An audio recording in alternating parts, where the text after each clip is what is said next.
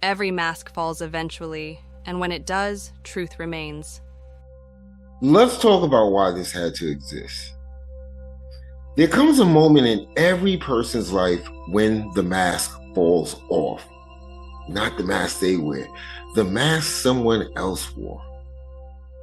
And when that mask falls, you don't just lose a relationship. You lose your footing, you lose your sense of reality, you lose your sense of self. That's where this movement begins. The Church of Real Talk was not created. It was not created because I wanted attention. It was created because too many people were quietly breaking behind closed doors with no language for what was happening to them. Gaslighting, trauma bonds, narcissistic abuse, spiritual confusion, emotional exhaustion.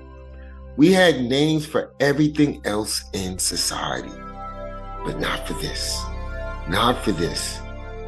And when you don't have language, you don't have clarity. And when you don't have clarity, you blame yourself. I watched intelligent people, strong people, faithful people lose themselves trying to save someone who was committed to breaking them. And the worst part, they did not even know they were in a war because the battlefield was psychological. It was subtle. It was slow. It was strategic. And actually, it was silent. The world teaches you how to be successful. It does not teach you how to survive emotional warfare. That's why this exists. Not to bash anyone, not to create bitterness, but to restore clarity. Because once you see clearly, you can actually choose differently. And once you choose differently, you break the cycle. And cycles are what keeps families trapped. Cycles are what keeps children confused. Cycles are what keep entire communities exhausted. This movement is actually about ending cycles, not through anger, but through awareness. Before there was a movement, there was a breaking. Something always happens, well, at least 99% of the time, something always happens when I'm discussing Church of Real Talk and the Now movement. People will just ask me out the blue, why are you so committed to this? Why does this hit so deep for you? Because I've lived it.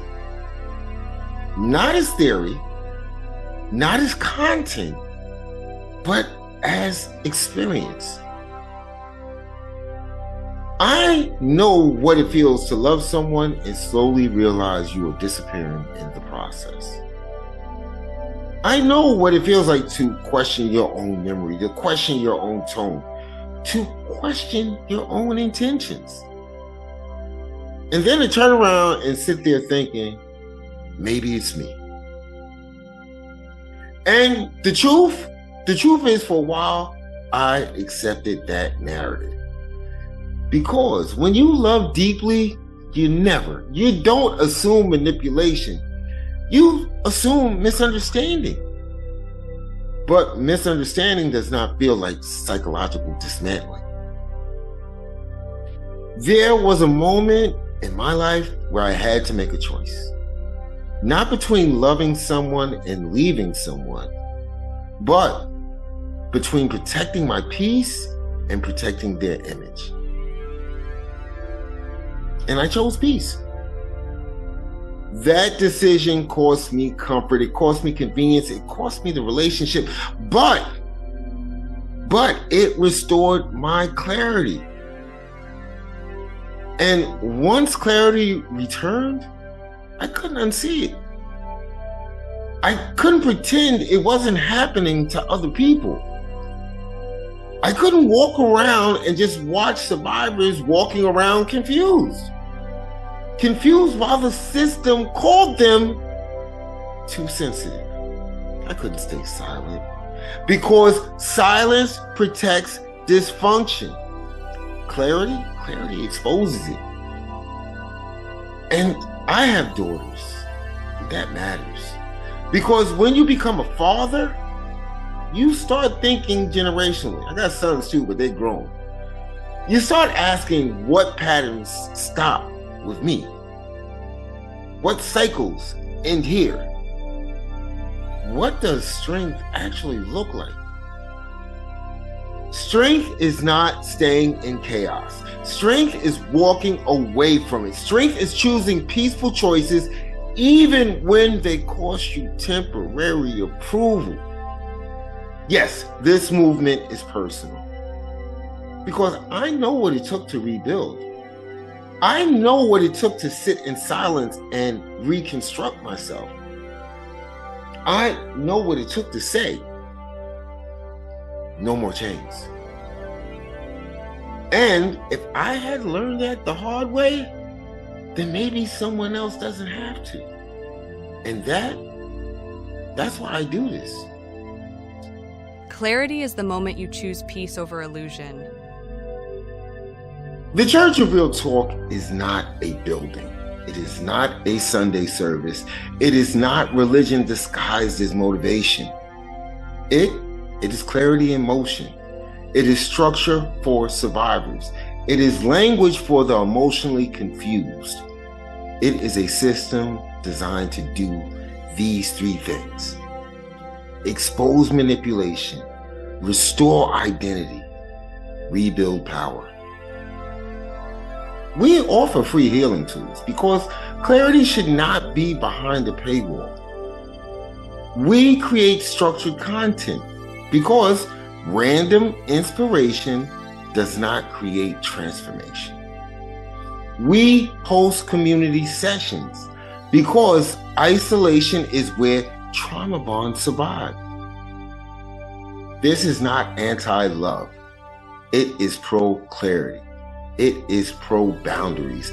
It is pro-peace. It is pro-accountability. And it is deeply, deeply pro-choice because healing begins when you realize you have one. This movement is for the empath who was told they were too much. For the survivor who was told they were the problem. For the father who chose peace over ego. For the mother who chose clarity over chaos. For the person who is tired of repeating the same story with a different face.